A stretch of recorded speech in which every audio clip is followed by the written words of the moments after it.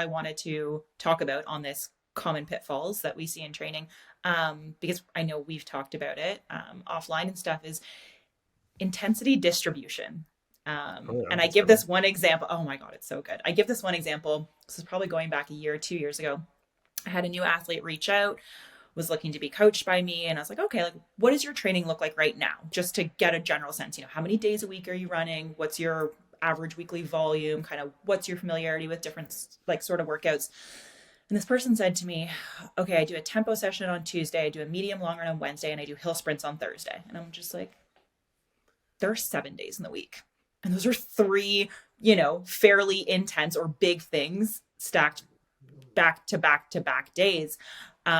So, on that note, intensity distribution, what do you see? How do you, again, educate your athletes, or how do you approach coaching or planning out a training block for an athlete? Yeah, it depends on the athlete and who they are, and like I always try to assess what's going to work from an education perspective with athletes. Like some people just want to Mm-hmm. just hear it, like they like that authoritative approach, right? They just like, hey, just tell me what to do and I'll do it. I didn't know, and it's your style, so we'll do it this way, kind of thing.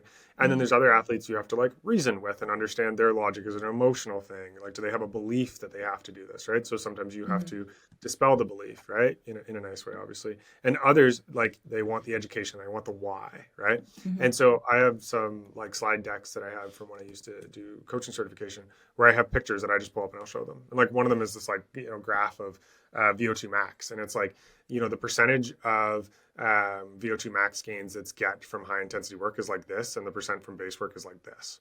So I'm like, Mm-hmm. that's the sign. I didn't just like draw this graph like, Yeah. on PowerPoint or something. And so I'll use all of those kind of approaches depending on the person. But I would say broadly, most people overdo how much intensity most people overthink how much intensity they actually need to do and underthink how much aerobic base work they need to do. Now, Yeah. I'd be remiss if I didn't say, like, this is where we get things wrong, like publicly or public culture in terms of running, where we go like 80-20 or zone 5 or hit training or whatever. It's like, I've seen plans from literally some of the top people in Canada and some of the top people in the US in terms of what they've done leading up to the Olympics and Olympic Games.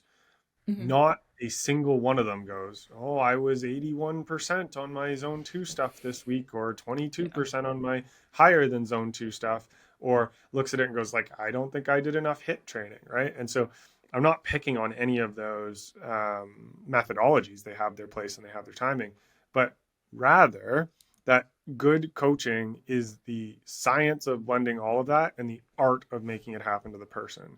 And so Mm-hmm. when you do that, like, first question is like, okay, what are the gaps this person is trying to close, right? Okay, what is their experience with the types of training you could do to close that gap? Are they a high responder or a low responder to certain domains, right?